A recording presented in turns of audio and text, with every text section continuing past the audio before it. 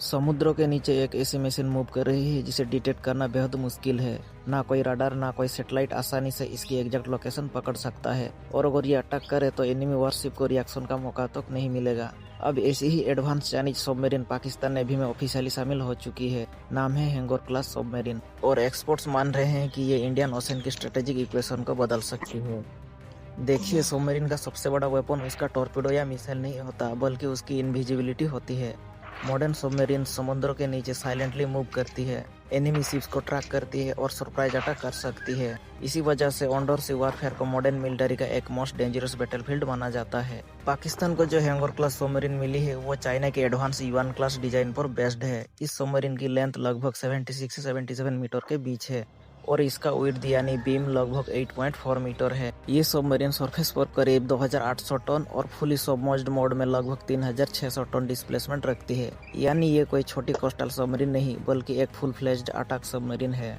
अब इसकी सबसे डेंजरस कैपेबिलिटी समझो। हैंगोर क्लास सबमरीन में 4 पावरफुल डीजल इंजन यूज किए गए हैं, और सबसे इम्पोर्टेंट इसमें एयर इंडिपेंडेंट प्रोपल्शन यानी एआईपी टेक्नोलॉजी इंटीग्रेटेड है। अब सिंपल लैंग्वेज में समझो, नॉर्मली सबमरीन्स को बैटरीज रिचार्ज करने के लिए सरफेस पर आना पड़ता है, लेकिन एआईपी सबमरीन्स बिना सरफेस आए लगातार 14 से 20 दिन तक अंडर वाटर रह सकती है, और टोटल एंड्योरेंस लगभग 65 दिन समुद्र में बिताई जा सकती है। यानी ये submarine silently long duration mission perform कर सकती है। रिपोर्ट्स के मुताबिक इसकी मैक्सिमम अंडर वाटर स्पीड लगभग 17 से 20 नॉट्स तक हो सकती है। इस सबमरीन में 6 पावरफुल 533 mm टॉर्पीडो ट्यूब्स लगे हुए हैं, और ये इंटरनली लगभग 18 से 24 वेपन्स कैरी कर सकती है। वेपन्स में इंक्लूड हो सकते हैं U-6 heavy torpedoes, anti ship cruise missiles और even Babur 3 land attack cruise missile.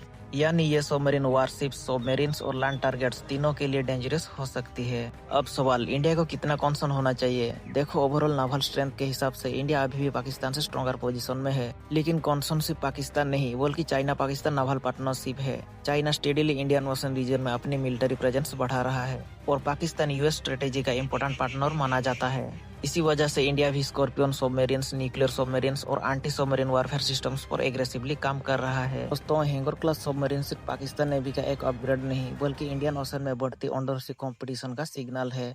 और फ्यूचर वार्स में शायद सबसे डेंजरस वेपन्स वो होंगे जो दिखते ही नहीं। अब सवाल ये है, क्या इंडिया को अपनी सबमरीन फ्लीट और फास्ट एक्सपांड करनी चाहिए? कमेंट्स में जरूर बताना। जय हिंद।